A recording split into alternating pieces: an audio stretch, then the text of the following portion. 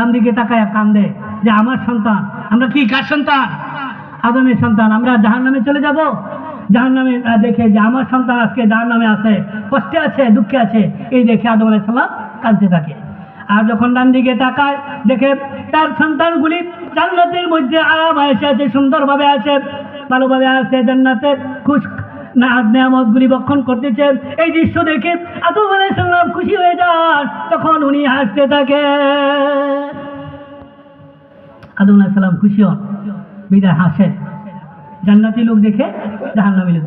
আদম আলাইহিস সালাম এরপরে যখন আল্লাহ রাসূল সাল্লাল্লাহু আলাইহি সাল্লাম একটু সামনে বাড়ান, একটি বিরাট আকৃতির মোরগ দাঁড়ানো আছে। কি দাঁড়ানো আছে? বিরাট বড় মোরগ, ফেরেশতা বেশে। আল্লাহ রাসূল জিবরাইল আলাইহিস সালামকে জিজ্ঞাসা করলেন, ও জিবরাইল, এত বড় মোরগ এখানে কে বানিয়েছে এবং এই মোরগ এখানে কি করে?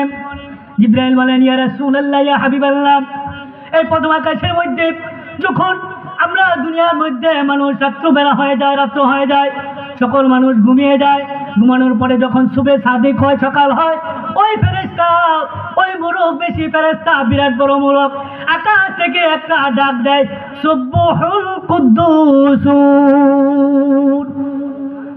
আর দুনিয়ার সব মোরগ ঘুম থেকে জাগ্রত হয়ে বলে কুকুরুকুক, অর্থাৎ মোরকে বলে সুবহুল কুদ্দুস। আমরা শুনি কুকুরুকু। কি শুনি? মুরগে কি ডাকে? কুকুরুকু। কিন্তু মুরগে কুকুরুকুক ডাকে না।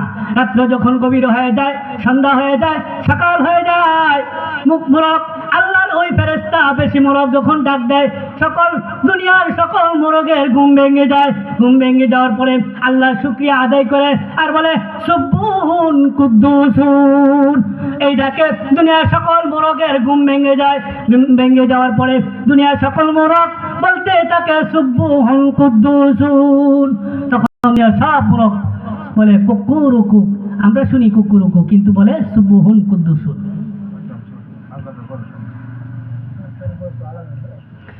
তারপরে রাসূল সাল্লাল্লাহু আলাইহি ওয়াসাল্লাম যখন সামনে বাড়লেন, কিছু দূর যাওয়ার পরে দেখলেন এক ব্যক্তিকে মাটির মধ্যে শোয়া পাথর মারতেছে।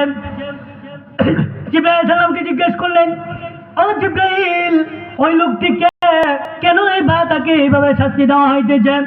জিবরাইল বলেন, ইয়া রাসূলুল্লাহ, ইয়া হাবিবাল্লাহ, ওই লোকটি হলো দুনিয়ার মধ্যে আপনার উম্মতের মধ্যে এমন লোক থাকবে যারা দুনিয়ার মধ্যে নামাজ আদায় করবে না, নামাজের মধ্যে খুশখুজুর সহিত নামাজ আদায় করবে না, খামখেয়ালির সহিত নামাজ আদায় করবে, শুদ্ধভাবে নামাজ আদায় করবে না, গুরুত্ব সহিত নামাজ পড়বে না, তাদেরকে মৃত্যুর পরে এইভাবে তাদেরকে শাস্তি দেওয়া হবে। এমনি ভাবে মাথার মধ্যে পাথর দিয়ে আঘাত করা হইতেছে, মাথা ছিটকে পড়ে যাচ্ছে, মস্তকগুলি ছিটকে পড়ে যাচ্ছে, আবার আল্লাহর হুকুমে মাথা সৃষ্টি হয়ে গেছে, জোড়া লেগে যাবে, আবার মাথার মধ্যে আঘাত করা হবে, আবার মাথা ছিটকে যাবে, আল্লাহর হুকুমে আবার মাথা জোড়া লাগতেছে। তখন জিবরাইল বললেন, এই লোকটি হলো দুনিয়ার মধ্যে যারা নামাজ আদায় করে না, কোরআন তেলাওয়াত করে না, কোরআনের বিরোধিতা করে, নামাজ সঠিকভাবে আদায় করে না, মৃত্যুর পর তাদেরকে এইভাবে শাস্তি দেওয়া হবে। আরেকটু সামনে যাওয়ার পরে আল্লাহ রাসূল সাল্লাল্লাহু আলাইহি ওয়াসাল্লাম কিছু সামনে আগে যাওয়ার পরে দেখলেন কিছু মানুষকে উলঙ্গ করে পোশাক বস্ত্রহীন করে নেংটা করে তাদের লজ্জাস্থানের মধ্যে ধাউ ধাউ করে আগুন জ্বলছে, এবং লজ্জাস্থানের মধ্যে একটা লোহার গরম করে তার লজ্জাস্থানের মধ্যে লাগাইতেছে। আর ওই ব্যক্তি এমনভাবে বিকট আওয়াজে কান্না করতেছে, বিরাট আওয়াজে কান্না করতেছে। তখন রাসূল সাল্লাল্লাহু আলাইহি ওয়াসাল্লাম জিবরাইলকে জিজ্ঞেস করলেন, ও জিবরাইল, ওই লোকদেরকে কেন এইভাবে শাস্তি দেওয়া হইতেছে? আমার কথা কি বুঝেন? তখন জিবরাইল আলাইহিস সালাম বললেন, ইয়া রাসূলুল্লাহ, ইয়া হাবিবাল্লাহ, আপনার উম্মতের মধ্যে এমন কিছু লোক থাকবে দুনিয়ার মধ্যে যারা তাদের ধন সম্পদ আছে, ধনী মানুষ, ধন সম্পদ আছে, কিন্তু ঠিক মতো যাকাত দেয় না। আছে না নাই? আমি ব্যাখ্যা করার সময় না, ওই যে আজানের সময় হয়ে গেছে। প্রথমে বলছি মেরাজের এরকম ঘটনা 3-4 ঘন্টায় কিছুই বলা যাবে না। যত কথা বলতেছিলাম, তার দুনিয়ার মধ্যে এমন মানুষ থাকবে, যারা ধনী মানুষ থাকবে তাদের ধন সম্পদ জাকাত আদায় করবে না, গরিব মানুষকে সাহায্য সহযোগিতা করবে না, অসহায় মানুষকে সহযোগিতা করবে না। মৃত্যুর পর তাদেরকে এমনিভাবে উলঙ্গ করে লজ্জাস্থানে আগুন দেওয়া হবে। সুবহানাল্লাহ। আরেকটু সামনে যাওয়ার পরে রাসূল পাক সাল্লাল্লাহু আলাইহি সাল্লাম দেখলেন কিছু মানুষকে ক্ষুধার্ত পিপাসার্ত অবস্থায় দেখবেন, উলঙ্গ অবস্থায় দেখলেন জন্তুর মতো, বিরাট পশুর মতো জন্তুর মতো বানানো হচ্ছে এবং হাঁকিয়ে নেওয়া হচ্ছে উপর করে, এবং আগুনের বিক্ষোভ তাদেরকে ভক্ষণ করা হইতেছে, আগুনের ঘাস তাদেরকে খাবার দেওয়া হইতেছে। রাসূলুল্লাহ সাল্লাল্লাহু আলাইহি ওয়াসাল্লাম বললেন, ও জিবরাইল, ওই লোকদেরকে কেন এমনি ভাবে আগুনের খাবার দিতেছে, আগুনের ঘাস দিতেছে এবং পশুর ন্যায় বানানো হচ্ছে? জিবরাইল বললেন, ইয়া রাসূলুল্লাহ, ইয়া হাবিবাল্লাহ, আপনার উম্মতের মধ্যে এমন কিছু লোক থাকবে যারা দান খয়রাত করবে না এবং কুরবানি ফরজ হয়েছে কিন্তু কুরবানি করে না, কুরবানি হক এবং মানুষের হক আদায় করে না, মানুষের হক নষ্ট করে, তাদেরকে কিয়ামতের দিন এইভাবে শাস্তি দেওয়া হইবে। সুবহানাল্লাহ। একটু যাওয়ার পরে রাসূল পাক সাল্লাল্লাহু আলাইহি সাল্লাম দেখেন তাদের মুখে, আরেক লোকের মুখে দেখা হলে মুখ কালো কুৎসিত হয়ে গেছে, অন্ধকারের মতো দেখা যাচ্ছে, চেহারা চেনা যাচ্ছে না, তাদেরকে উপর করে পা ধরে টেনে হেঁচড়ে নেওয়া হচ্ছে এবং তাদের মুখ দিয়ে রক্ত, পুষ এবং পায়খানা বের হইতেছে। জিবরাইলকে জিজ্ঞাসা করলেন, ও জিবরাইল, ওই লোকটিকে এবং তাদেরকে এমনি ভাবে কেন শাস্তি দেওয়া হয়েছে? জিবরাইল আলাইহিস সালাম বললেন, ইয়া রাসূলুল্লাহ, ইয়া হাবিবাল্লাহ, আপনার উম্মতের মধ্যে এমন কিছু লোক থাকবে, এমন কিছু নর নারী থাকবে, পুরুষ এবং মহিলা থাকবে, যারা দুনিয়ার মধ্যে থেকে মদ, গাঁজা, ইয়াবা, ফেনসিডিল এইসবগুলি ভক্ষণ করে, এইগুলি যারা ভক্ষণ করবে তাদেরকে মৃত্যুর পরে এইভাবে শাস্তি দেওয়া হইবে। সুবহানাল্লাহ।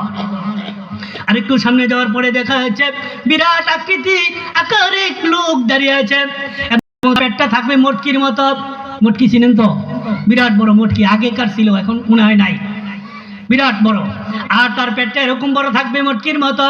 আর এই পেটের মধ্যে কি আছে বাহির থেকে সব দেখা যাচ্ছে, বাহির থেকে তাকে দেখবে তার পেটের ভিতরে সাপ বিচ্ছু গুলি কামড়াইতেছে। জিবরাইল জিজ্ঞাসা করলেন, ও রাসূল সাল্লাল্লাহু আলাইহি সাল্লাম জিজ্ঞাসা করলেন, ও জিবরাইল, ওই লোকটিকে এবং তাদের পেটের ভিতরে কেন সাপ বিচ্ছুগুলি কামড়াইতেছে?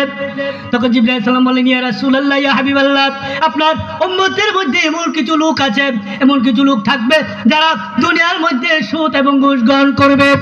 আছে না নাই? সুদ ঘুষ, যারা সুদ খাইবে, ঘুষ খাইবে, কিয়ামতের দিন তাদের পেটের ভিতরে দুনিয়ার যে সুদ ঘুষ গ্রহণ করলো সেই সুদ ঘুষের টাকা পয়সা সম্পদ আর থাকবে না, তার পেটের ভিতরে সাপ বিচ্ছু হয়ে তার পেটের ভিতরে কামড়াইতে থাকবে। যাক, আমার আলোচনা অনেক লম্বা ছিল, সময় নাই, যতটুকু কথা বলেছি। অনেক ঘটনা আছে, রাসূলুল্লাহ সাল্লাল্লাহু আলাইহি ওয়াসাল্লাম মেরাজে গেছেন, প্রথম আকাশে, আরও অনেক ঘটনা আছে, প্রথম আকাশ, দ্বিতীয় আকাশ, তৃতীয় আকাশ, সপ্তম আকাশ, চতুর্থ, পঞ্চম, সপ্তম, অনেক বিশাল লম্বা। আমি আমার ওয়াজের বয়সে একবার 2016 সালে মনে হয় মেরাজ সম্পর্কে আলোচনা করেছিলাম কাপাসিয়া, তাও 2 ঘন্টা, আলোচনা করেছি। 2 ঘন্টার পরে মাত্র চতুর্থ আকাশে গেছি, পঞ্চম, ষষ্ঠ, সপ্তম এইসবগুলি যাইতে পারি নাই। যতটুকু কথা বলেছি আল্লাহ পাক আমাদের সকলকে এর উপর আমল করার তৌফিক দান করে, সকলে বলে আমিন। যাক, আজকে যেই মেরাজ, সবে মেরাজ, এই সবে মেরাজের একটা কথা বলে আমি শেষ করে দিচ্ছি।